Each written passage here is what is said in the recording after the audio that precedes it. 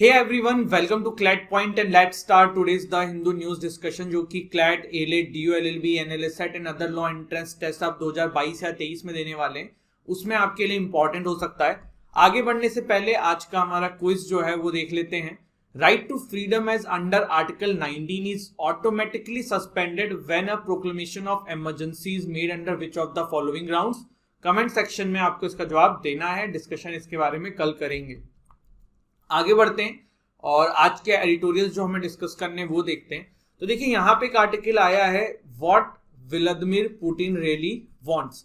तो एक आर्टिकल हम यहाँ पे ये डिस्कस करने वाले हैं। एक आर्टिकल ये बड़ा अच्छा आया है 3 टायर गवर्नमेंट सिस्टम जो इंडिया के अंदर है उसके बारे में डिस्कस करेंगे। जो प्रॉब्लम्स फेस करनी पड़ रही है वो देखेंगे। इसके अलावा एक यहाँ पे फेक न्यूज से रिलेटेड आर्टिकल आया है और मोस्टली जो ऑनलाइन फेक न्यूज आजकल फैल रही है सोशल मीडिया के थ्रू, तो यहाँ पे उस एस्पेक्ट को ध्यान में रखते हुए कवर किया जाएगा इस आर्टिकल को। तो चलिए फिर शुरुआत करते हैं, आगे बढ़ते हैं। सबसे पहले एक आर्टिकल आया है democratise and empower city governments. अब ये आर्टिकल से आप सीधे समझ सकते हो कि यहाँ पे म्युनिसिपैलिटीज की बात हो रही है। भारत में देखो 3 टियर्स गवर्नमेंट सिस्टम पहले नहीं था। 1992 में 73 एंड 74 अमेंडमेंट लाके 73 अमेंडमेंट से पंचायती राज एंड 74 अमेंडमेंट से म्युनिसिपैलिटीज को लाके 3 tier structure of Indian government हो गया। सबसे पहले ऊपर आती है यूनियन, देन आपका आता है स्टेट और फिर आपकी आती है पंचायती राज एंड म्युनिसिपैलिटीज, जिनको 3 टियर में पहला टियर ये हो गया, दूसरा टियर ये हो गया, तीसरा आपका पंचायती राज एंड म्युनिसिपैलिटीज हो गया। फिर पंचायती राज एंड म्युनिसिपैलिटीज भी अपने आप में डिवाइडेड है, जैसे कि विलेज पंचायत, ब्लॉक, तालुक पंचायत, जिला परिषद पंचायती राज के अंदर, म्युनिसिपैलिटीज के अंदर नगर पंचायत, म्युनिसिपल काउंसिल और म्युनिसिपल कॉर्पोरेशन। ट्राइबल एरियाज में ऑटोनोमस काउंसिल्स होती हैं। ठीक है, तो ये 3 टियर स्ट्रक्चर जो है पंचायती राज जिसको हम कहते हैं। ठीक है, अब अभी क्या मामला है ये देखो। रिजर्व बैंक ऑफ इंडिया की एक रिपोर्ट आई है, state finances study of budget of 2021-22। इसमें एक बात देखी गई, वो देखी बात ये गई कि म्युनिसिपैलिटीज को फंड जो है ना वो विद टाइम अब कम कर दिया जा रहा है। पहले म्युनिसिपैलिटीज जो है ना ज्यादा फंड प्राप्त करती थी, अब उनका फंड जो है वो बहुत ही ज्यादा कम कर दिया है। और जब से जीएसटी इंप्लीमेंट हुआ तब से और ज्यादा म्युनिसिपैलिटीज को फंड के लिए समस्या झेलनी पड़ रही है।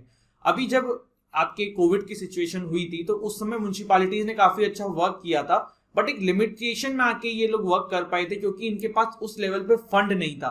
तो इसी को लेके हुए यहाँ पे इस आर्टिकल को डिस्कस किया गया। तो चलिए फिर आगे बढ़ते हैं और थोड़ा सा देखते हैं कि क्या क्या चीजें यहाँ पे कही गई है। तो सबसे पहले देखिए आरबीआई ने इस रिपोर्ट में कहा है कि म्युनिसिपैलिटीज को ना फंक्शनल ऑटोनॉमी दे देनी चाहिए। अब ये क्या होता है फंक्शनल ऑटोनॉमी? अभी देखो क्या है ना कि कहीं ना कहीं म्युनिसिपैलिटीज जो है वो स्टेट गवर्नमेंट के अधीन है और उसी के अंडर चलती हैं, उनकी बात सुननी पड़ती है। उसके अलावा इसमें फिर लोकल जो आपके एमपी एमएलए होते हैं उस पर्टिकुलर जगह के, उनका भी काफी इन्फ्लुएंस होता है। ठीक है, तो यहाँ पे आरबीआई का ये कहना है कि म्युनिसिपैलिटीज को फंक्शनल ऑटोनॉमी दो। और किसी भी बॉडी को फंक्शनल ऑटोनॉमी कैसे मिल सकती है? उसको फंड एलोकेट करके। अगर उसके पास फंड होगा, वो अपने फंड के लिए उसको इधर उधर मांगना नहीं पड़ेगा, तो वो अपने तरीके से खर्च करेगी। तो फंक्शनल ऑटोनॉमी जो है वो देनी बहुत जरूरी है। ऑल्दो इन्होंने ना इस आर्टिकल में एक एस्पेक्ट मिस कर दिया है। म्युनिसिपैलिटीज एंड पंचायती राज जो 3rd टियर हमारे इंडियन गवर्नमेंट में इंक्लूड किया गया, उसके बाद देश में करप्शन जो है ना वो और बढ़ गया है। पहले देखो जब स्टेट और सेंटर में चल रहा था, अब लोकल लेवल पे भी बहुत ज्यादा करप्शन है। आप लोगों ने अपने गांव में प्रधान के इलेक्शन देखे होंगे या म्युनिसिपल इलेक्शन देखे होंगे, तो आपको पता है कि किस तरीके से चीजें जो है गवर्न होती हैं। बट कहीं कहीं पे ये जो म्युनिसिपैलिटीज हैं बहुत अच्छा काम कर रही हैं, जैसे कि केरल इसका एक one of the best example है। तो यहाँ पे आरबीआई कह रही है कि भैया फंक्शनल ऑटोनॉमी दो म्युनिसिपैलिटीज को, जिससे कि वो अपने तरीके से काम कर सकें। 15th फाइनेंस कमीशन जो है उन्होंने भी ये रिकमेंड किया है कि म्युनिसिपैलिटीज को फंड प्रोवाइड करो। पहले देखो क्या हो रहा है ना कि सेंटर जो है वो कुछ फंड स्टेट को एलोकेट करती है, फिर जीएसटी आ गया है तो अब तो बिल्कुल ही स्टेट को भी हाथ टाइट रहता है। तो स्टेट भी ना जो फंड है वो अपने लोकल लेवल पे म्युनिसिपैलिटीज पे बहुत कम ट्रांसफर करती है, बहुत कम एलोकेट करती है। ज्यादा फंड जो है ये अपने पास रख के अपने तरीके से काम करना चाहते हैं। अब आरबीआई का एक सर्वे है जिसमें ये बात सामने आई है कि पिछले कुछ सालों के अंदर म्युनिसिपैलिटीज का फंड ना घट गया है। जनता बढ़ रही है, आपको डेवलपमेंट बढ़ाना है तो फंड तो बढ़ना चाहिए, लेकिन आरबीआई का ये सर्वे कहता है कि म्युनिसिपैलिटीज का फंड जो है ना धीरे धीरे कम हो गया है, जो कि अपने आप में एक चिंता का विषय है। आरबीआई का जो रिपोर्ट है वो ये भी कहता है कि विद टाइम ना भारत में ये देखने को मिल रहा है कि प्रॉपर्टी टैक्स जो है ना वो बहुत कम हो गया है। जो प्रॉपर्टी पे टैक्स लग रहा है, लिमिटेड कवरेज और प्रॉपर्टी टैक्स, जिसकी वजह से कुछ पैसा जो है सीधे म्युनिसिपैलिटीज को मिलता था, अब वो भी नहीं मिल रहा है, क्योंकि विद टाइम जो है वो प्रॉपर्टी टैक्स जो है वो कम होता जा रहा है। लोग उसमें भी अपना जुगाड़ लगा ले रहे हैं, लोग टेक्निक से पैसा बचा ले रहे हैं। सिंपल टैक्स को ही आप देख लो, कितने लोग सीए हायर करते हैं कि टैक्स ना देना पड़े, कम देना पड़े।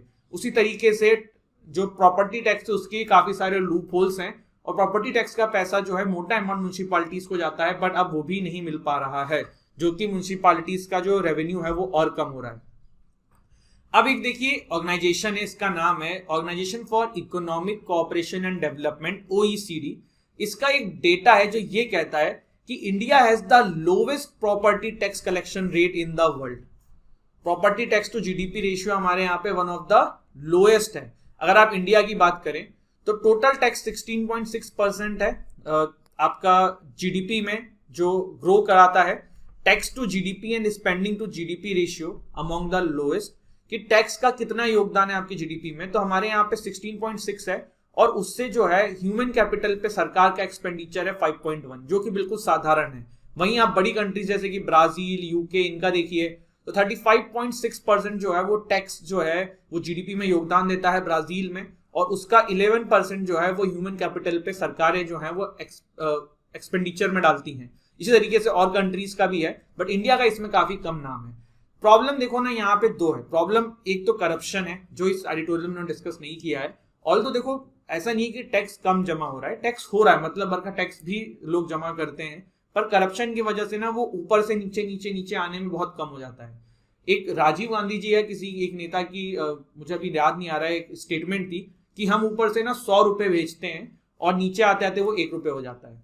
तो अभी करप्शन जो है ना थोड़ा सा कम हुआ है पिछले कुछ सालों में, लेकिन अभी भी ये है। तो एक तो ये बहुत बड़ा फैक्टर है जिसकी वजह से म्युनिसिपैलिटीज तक पैसा नहीं पहुंच रहा है, और म्युनिसिपैलिटीज तक जहां पहुंच रहा है वहां तक वो जनता तक नहीं पहुंचा रहे हैं, क्योंकि वहां भी करप्शन है। दूसरा जो एस्पेक्ट यहाँ पे इस आर्टिकल के अंदर राइटर ने लिखा है कि लोग जो है ना वो टैक्स इन्वेट कर रहे हैं, टैक्स बचा रहे हैं, टैक्स नहीं दे रहे हैं। सीए वाला सिस्टम हो गया, फॉरेन कंट्रीज में पैसा डाल के फिर वहां से ले लेना हो गया, टैक्स फ्री कंट्रीज के अंदर अपना अकाउंट खुलवा के वहां पैसा डालना हो गया। तो कुछ कुछ लूपहोल्स लोगों ने निकाल रखे हैं जिसकी वजह से टैक्स लोग नहीं भर रहे हैं। तो ये सारी चीजें यहाँ पे बात कही जा रही है। अब यहाँ पे क्या है, एक और लूपहोल राइटर ने और आरबीआई की इस रिपोर्ट में सामने आया, जिसको राइटर ने यहाँ पे डिस्कस किया है, वो ये किया है कि देखो डिजास्टर मैनेजमेंट की कोई भी सिचुएशन आती है ना, तो स्टेट में डिस्ट्रिक्ट के अंदर जो हेड होते हैं ना वो डिस्ट्रिक्ट मजिस्ट्रेट हो जाते हैं, लेकिन वहीं पे सिटी मेयर्स भी होते हैं म्युनिसिपैलिटीज के अंदर। पर सिटी मेयर्स को कंट्रोल नहीं दिया जाता है, डीएम को कंट्रोल दिया जाता है। ऐसा क्यों किया जाता है कि सेंट्रल गवर्नमेंट के कंट्रोल में चीजें रहें ज्यादा, गवर्नमेंट के कंट्रोल में चीजें ज्यादा रहें, क्योंकि मेयर एक इलेक्टेड बंदा है। तो यहाँ पे ये प्रॉब्लम हो जाती है क्योंकि कोई दूसरे पार्टी का बंदा ना हो, तो इसीलिए पावर उसको दी जाती है। बहुत सारे कंट्रीज में मेयर जो है वो ही लीड करते हैं चीजों को, बट हमारे यहाँ पे मेयर की पावर उस सिचुएशन में मिसिंग होती है। इसके अलावा 73rd एंड 74th अमेंडमेंट के थ्रू मैंने आपको बताया कि किस तरीके से म्युनिसिपैलिटीज एंड पंचायत को इंक्लूड किया गया था। इसमें 18 फंक्शन इन लोगों को दिए गए में लिखे हुए हैं। आगे बढ़ते हैं।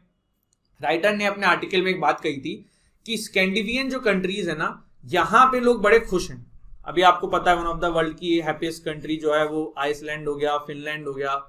तो ये क्यों है? क्योंकि यहाँ पे ना टैक्स बहुत ज्यादा जमा होता है, मतलब लोग ढंग से टैक्स जमा करते हैं, जिसके बाद लोग अगर ढंग से टैक्स जमा कर रहे हैं तो वहां की गवर्नमेंट जो है उसको अच्छे से रेवेन्यू प्राप्त करती है और फिर वो लोगों पे स्पेंड करती है, जिसकी वजह से वहां के लोग खुशहाल होते हैं। स्कैंडिनेवियन कंट्रीज कौन कौन सी होती है? तो नॉर्वे, डेनमार्क, स्वीडन, इनको यहाँ पे स्कैंडिनेवियन कंट्रीज कहा जाता है। अब यहाँ पे क्वेश्चन है कि क्या करना चाहिए जिससे कि ये जो प्रॉब्लम है इसको सॉल्व किया जा सके। तो सबसे पहला क्या है, सिटी जो है ना उसमें जो आपके मेयर्स हैं, जो म्युनिसिपैलिटीज, इनको प्रॉपर इंपॉर्टेंस मिलनी चाहिए। जैसे कि केरल में है, केरल के अंदर इसका एक बहुत अच्छा एग्जाम्पल है, केरल एक इसका बहुत अच्छा एग्जाम्पल है। वहां पे चीजें जो है ना वो म्युनिसिपैलिटीज के द्वारा काफी ज्यादा रेगुलेट करी जाती हैं और फिर इसकी वजह से जो डिस्ट्रिक्ट होते हैं लोकल, वो बड़े अच्छे तरीके से चलते हैं। सेकंड क्या है, सेकंड यहाँ पे ये किया जा रहा है कि कुछ इस तरीके के प्रोजेक्ट्स यहाँ पे म्युनिसिपैलिटीज को दे दिया जाए जिससे कि वो लोगों से इन्वेस्टमेंट मांगे, प्राइवेट इन्वेस्टमेंट मांगे और उससे भी रेवेन्यू जनरेट हो। देखो आपको एक सिंपल एग्जांपल मैं बताऊं, पार्किंग फीस आपने देखी है, बहुत जगहों में पार्किंग फीस लगाई जाती है, पैसा म्युनिसिपैलिटीज पे जाता है। तो कहीं कहीं तो ये बहुत ही गलत तरीके से भी लगा दी जाती है, वो तो गलत है, लेकिन इस तरीके कुछ प्रोजेक्ट शुरू किए जा सकते हैं म्युनिसिपैलिटीज के द्वारा दिमाग लगा के, जिससे कि वो रेवेन्यू अपने इकट्ठा कर सकें। इसके अलावा फिर कुछ इस तरीके की बातें लिखी हुई हैं जो आप देख सकते हैं। ठीक है, आगे बढ़े, ये वाला आर्टिकल यहीं पे खत्म होता है। उससे पहले अगर आप क्लैट की तैयारी कर रहे हैं, एलेट की तैयारी कर रहे हैं, तो क्लैट एंड एलेट का मॉक आप हमसे परचेस कर सकते हैं। क्लैट 2022 के लिए हमारा 3 मंथ का ये क्रैश कोर्स चल रहा है। क्लैट 2023 के लिए ईयर लॉन्ग कोर्स चल रहा है एंड क्लैट का एक जीके बूस्टर कोर्स भी है जिसमें आप चाहें तो इनरोल कर सकते हैं।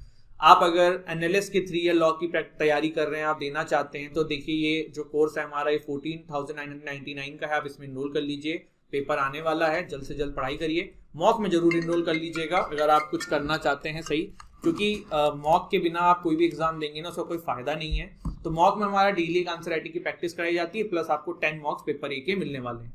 क्लैट पीजी एलएलएम की जो तैयारी कर रहे हैं, आप मॉक ले सकते हैं। 2023 वाले ईयर लॉन्ग बैच में इनरोल कर सकते हैं एंड 2022 वाले हमारा ये क्रैश कोर्स है, इसमें इनरोल कर सकते हैं। डीयू का भी हमारा कोर्स चल रहा है, डीयू का भी मॉक अवेलेबल है, आप इनमें भी अपने आप को इनरोल कर सकते हैं। अगला आर्टिकल है what Vladimir Putin really wants. आज के एडिटोरियल आया है व्लादिमीर पुतिन साहब के ऊपर।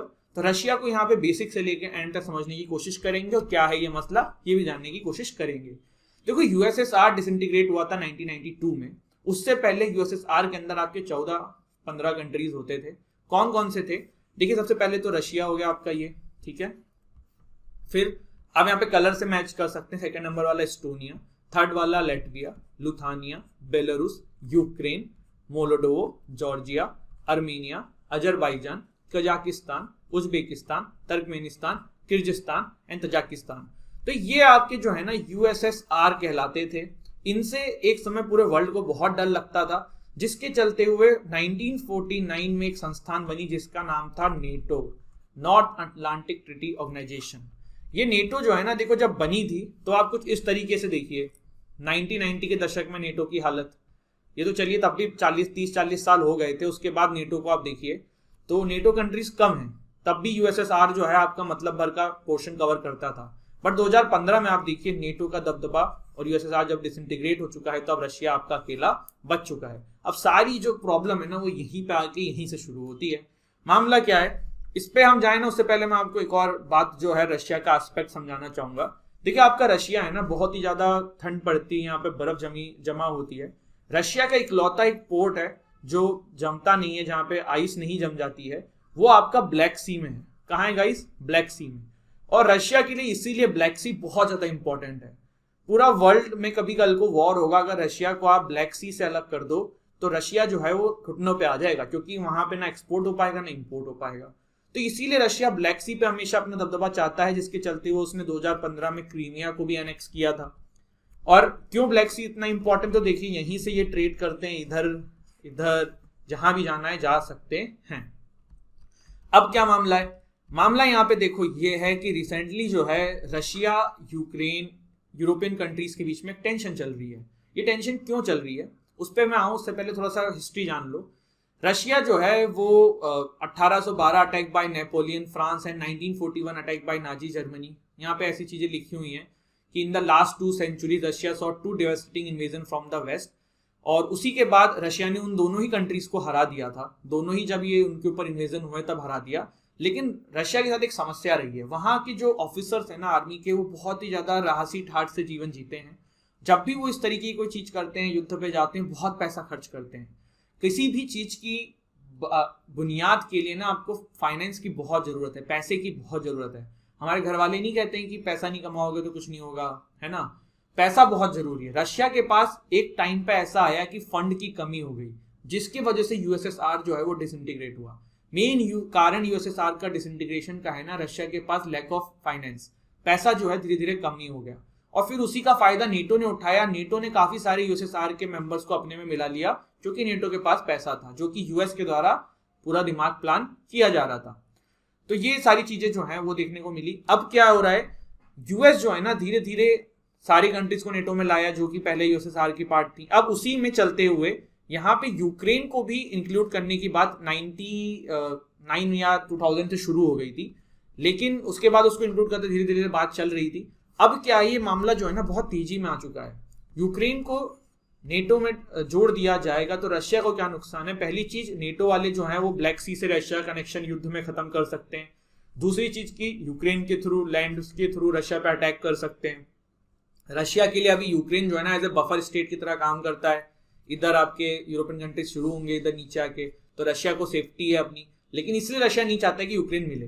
तो रशिया की कुछ डिमांड्स हैं जिसके चलते हुए अभी उसने ना अपनी यहाँ पे सेना खड़ी कर दी है और ऐसा लग रहा है कि रशिया जो है इन्वेड कर सकती है यूक्रेन में कभी भी।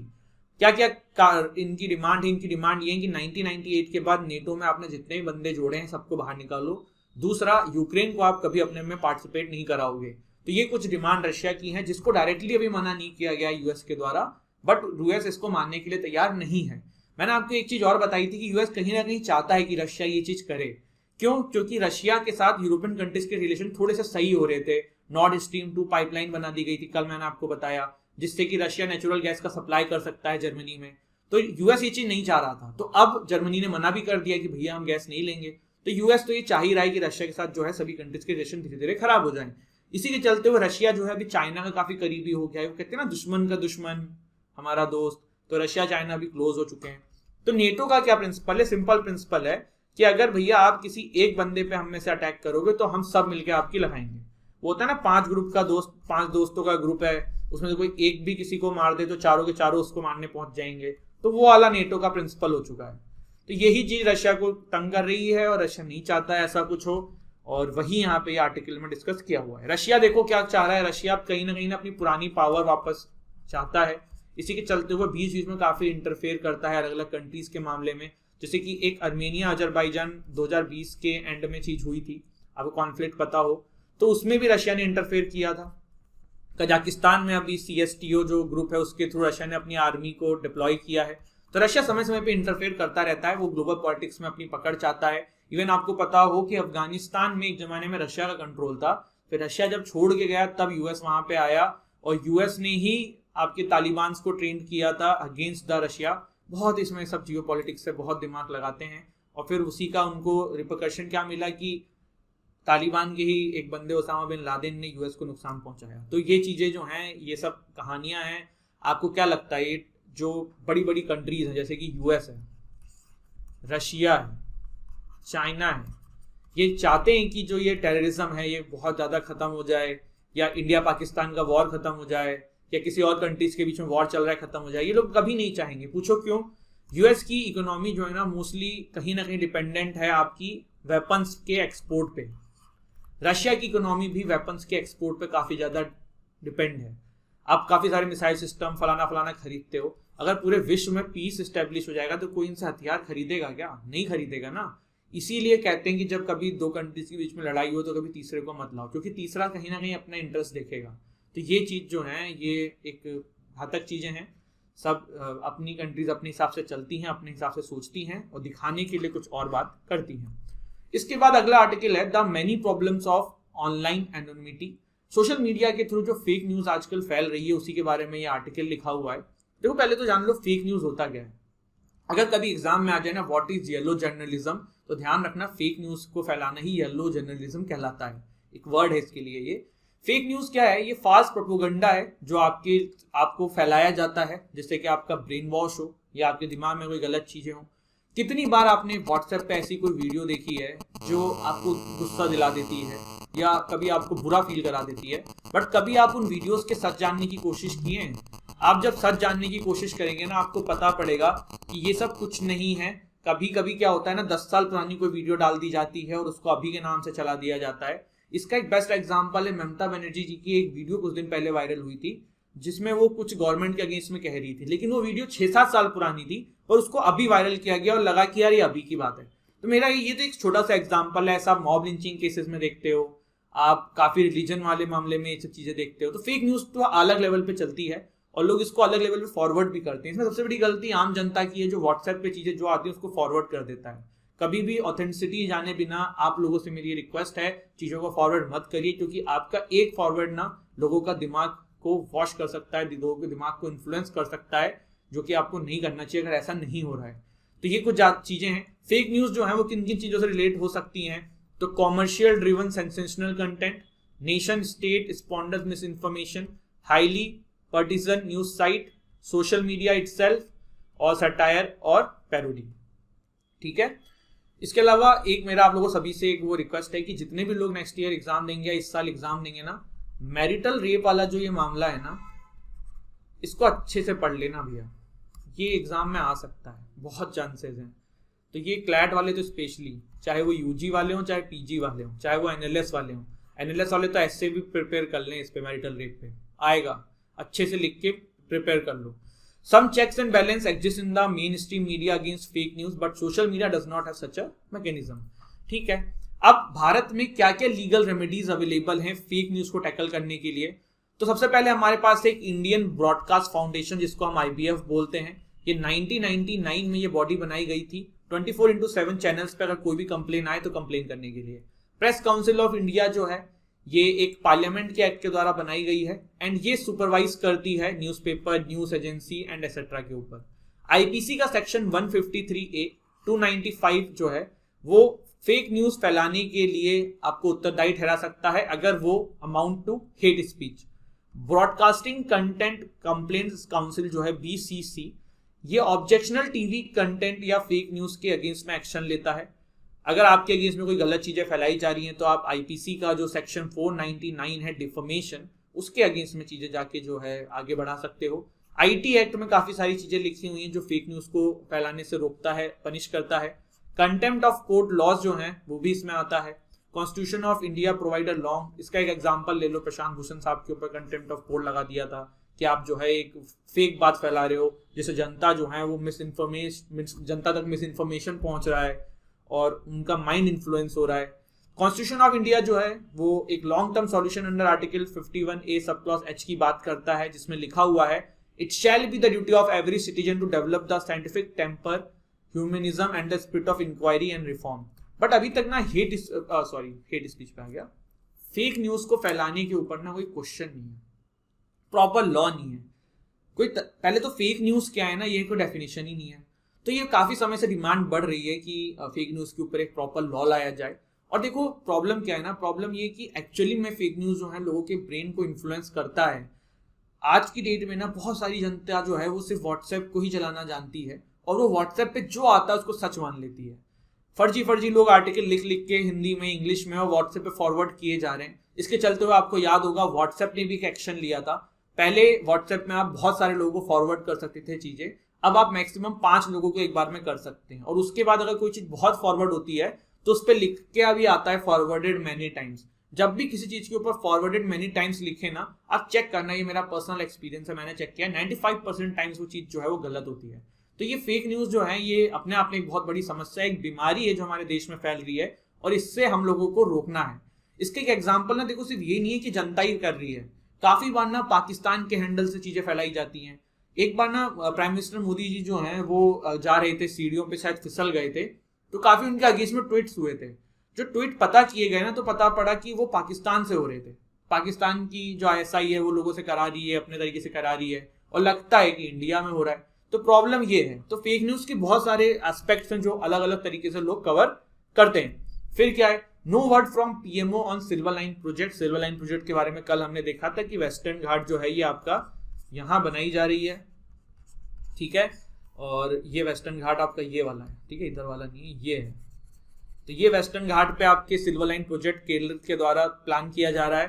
कसरगोड तिरुवनंतपुरम सिल्वर लाइन इसको बोलते हैं। डिस्टेंस 529 किलोमीटर, 10 से 11 स्टेशन और 200 किलोमीटर पर आवर, ठीक है। अगला आर्टिकल है मिस केरला नॉट इंडेंजर्ड। एक मछली है, इसका नाम है आपका डेनिसन बार्ब मिस केरला। तो इसको schedule 1 of the wild life protection act 2021 वाले बिल में डाला गया है। तो यहाँ पे ये बात आ रही है कि भैया ये नहीं है, आप इसको क्यों कर रहे हैं, ये इंडेंजर्ड कैटेगरी में नहीं है, कॉमनली पाई जाती है कर्नाटका केरला के अंदर। तो ये बात यहाँ पे देखने को मिली है। इसके बाद no foreign dignitaries as chief guest at Republic Day event. आपको पता है कि रिपब्लिक डे के इवेंट में हम लोग हमेशा किसी ना किसी फॉरेन डिग्नेटरीज को बुलाते हैं। इस बार सेंट्रल एशियन कंट्रीज को आना था। हमने किस एडिटोरियल भी डिस्कस किया था कि क्यों सेंट्रल एशियन कंट्रीज ही चुनी हमारे गवर्नमेंट के द्वारा। बट अभी कोविड के चलते हुए ना जो ये आने थे, इन लोगों को आना अब कैंसिल हो गया है और दिस इज इट। कौन सा रिपब्लिक डे इस बार, सोचो विचारो, है ना। तो दिस इज इट गाइस, ये था आज का हमारा सेशन। लास्ट में हमने 2-3 न्यूज देखी जो शॉर्ट में थी। सिल्वर लाइन प्रोजेक्ट के बारे में डिटेल में हमने देखा है, फेक न्यूज क्या है, कैसे फैलता है, क्या लीगल रेमेडीज अभी तक है हमारे देश में। हमने रशिया का पूरा मामला समझा, क्या रशिया करना चाह रहा है, कैसे USSR वाला सीन था, कैसे नेटो आया, अभी क्या चल रहा है, क्यों रशिया वापस से अपनी ग्लोरी वापस चाहता है। अब देखो सारे ही देश अपनी ग्लोरी चाहते हैं। टर्की जो है वो कभी आपको पता है बहुत बड़ा ऑटोमन एम्पायर का बादशाह था, तो टर्की भी अब इस्लामिक कंट्रीज पर अपना इन्फ्लुएंस बनाना चाह रहा है, वो भी चाह रहा है कि वापस ऑटोमन एम्पायर वाला पावर लेके आए। तो सब अपना अपना करने में लगे हुए हैं। डीयू के आप हमारे कोर्सेज ले सकते हैं, एनएलएस 3 ईयर के, क्लैट पीजी के, क्लैट यूजी के, एलिट के। और इसके अलावा हमने एक आर्टिकल यहाँ पे देखा किस तरीके से पंचायती राज सिस्टम जो है वो ढंग से काम नहीं कर पा रहा है due to lack of fund. एक एस्पेक्ट यहाँ पे राइटर ने बिल्कुल कवर नहीं किया है, वो है करप्शन, जो मैंने आपको थोड़ा सा अलग से बता दिया है। क्योंकि लोकल लेवल पे भी ना बहुत अलग लेवल का करप्शन है, चाहे फिर वो आपके गांव के म्यूनसिपालिटी पंचायत के इलेक्शन हो, चाहे म्यूनसिपालिटीज के हों। यहाँ तो बहुत अलग लेवल की धांधलीज होती हैं इलेक्शन से लेके हर चीज के अंदर, जिसपे किसी का ध्यान भी नहीं जाता है। तो ये कुछ एस्पेक्ट थे जो हमने देखे, और दिस इज इट। ये आज का क्वेश्चन है जिसको आपको मुझे कमेंट सेक्शन में बताना है। एंड पढ़ते रहिए, मुस्कुराते रहिए। वीडियो अच्छे लगे हो तो लाइक करिएगा, चैनल को शेयर करिएगा, चैनल को सब्सक्राइब करिएगा। जय हिंद, जय भारत।